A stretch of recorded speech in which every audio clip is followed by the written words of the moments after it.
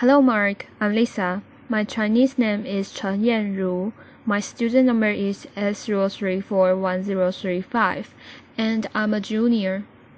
I'm going to read Casey Brown, Know Your Worth and then ask for it. No one will ever pay you what you are worth. No one will ever pay you what you are worth. They'll only ever pay you what they think you are worth. And you control their thinking, not like this, although that would be cool. Laughter. That would be really cool. Instead, like this.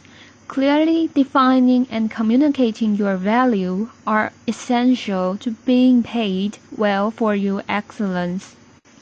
Anyone here want to be paid well? Okay, good.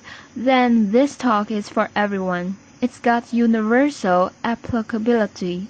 It's true if you're a business owner, if you're an employee, if you're a job seeker. It's true if you're a man or a woman. Now I approach this today through the lens of the woman business owner, because in my work I've observed that women underprice more so than men. The gender wage gap is a well-traveled narrative in this country. According to the Bureau of Labor Statistics, a woman employee earns just 83 cents for every dollar a man earns. What may surprise you is that this trend continues even into the entrepreneurial sphere. A woman business owner earns just 80 cents for every dollar a man earns. In my work, I've often heard women express that they're uncomfortable communicating their value, especially early on in business ownership. They say things like, I don't like to toot my own horn. I'd rather let the work speak for itself.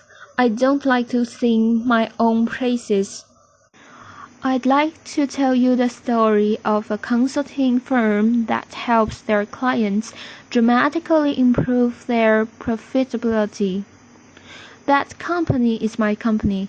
After my first year in business, I saw the profit increases that my clients were realizing in working with me, and I realized that I needed to re-evaluate my pricing. I was really underpriced relative to the value I was delivering. It's hard for me to admit to you because I'm a pricing consultant. Laughter.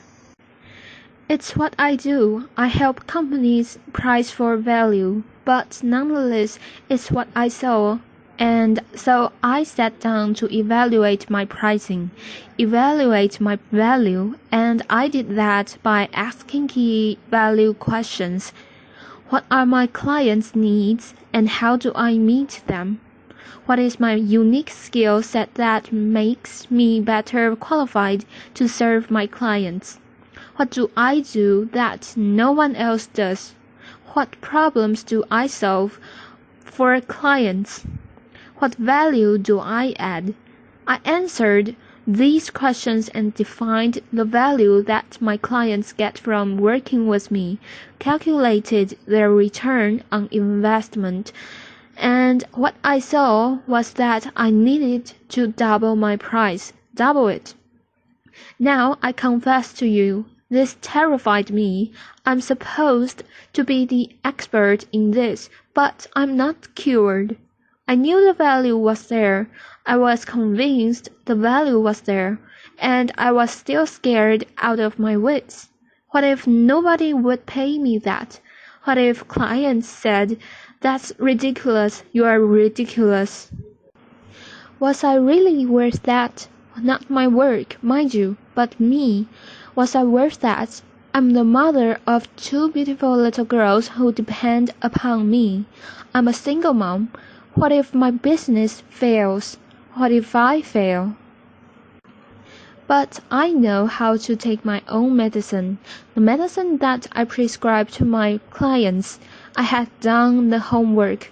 I knew the value was there. So when prospects came, I prepared the proposals with the new higher pricing and sent them out and communicated the value. How's the story end?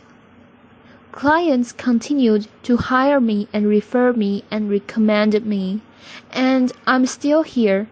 And I share this story because doubts and fears are natural and normal, but they don't define our value and they shouldn't limit our earning potential. I'd like to share another story about a woman who learned to communicate her value and found her own voice. She runs a successful web development company and employs several people. When she first started her firm and for several years thereafter, she would say, "I have a little web design company." She'd actually use those words with clients. "I have a little web design company." In this and in many other small ways, she was diminishing her company in the eyes of prospects and clients, and diminishing herself. It was really impacting her ability to earn what she was worth. I believe her language and her style communicated that she didn't believe she had much value to offer. In her own words, she was practically giving her services away. And so she began her journey to take responsibility for communicating value to clients and changing her message. One thing I shared with her is that it's so important to find your own voice, a voice that's authentic and true to you. Don't try to channel your sister-in-law just because she's a great salesperson, or your neighbor who tells a great joke if that's not who you are. Give up this notion that it's tooting your own horn. Make it about the other party. Focus on serving and adding value, and it won't feel like bragging.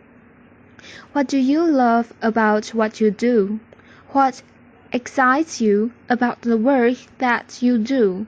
If you connect with that, communicating your value will come naturally. So she embraced her natural style, found her voice, and changed her message. For one thing, she stopped calling herself a little web design company. She really found a lot of strength and power in communicating her message. She's now charging 3 times as much for web design, and her business is growing. She told me about a recent meeting with a gruff and sometimes difficult client who had called a meeting questioning progress on search engine optimization.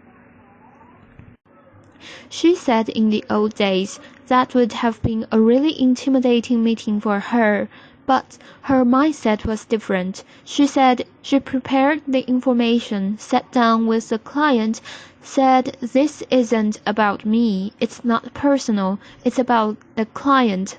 She took them through the data, through the numbers, laid out the change and the progress in her own voice and in her own way, but very directly said, "Here's what we've done for you."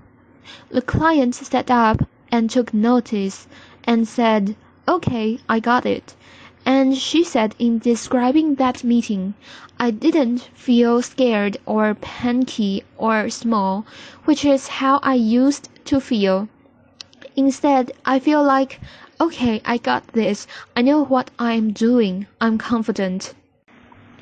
Being properly valued is so important. You can hear in this story that the implications range far beyond just finances into the realm of self-respect and self-confidence.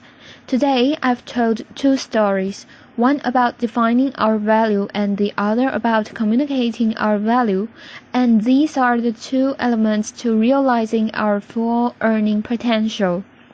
That's the equation. And if you're sitting in the audience today and you are not being paid what you are worth, I'd like to welcome you into this equation. Just imagine what life could be like, how much more we could do, how much more we could give back, how much more we could plan for the future, how validated and respected we would feel if we could earn our full potential, realize our full value. No one will ever pay you what you're worth. They'll only ever pay you what they think you're worth, and you control their thinking. Thank you. Applause.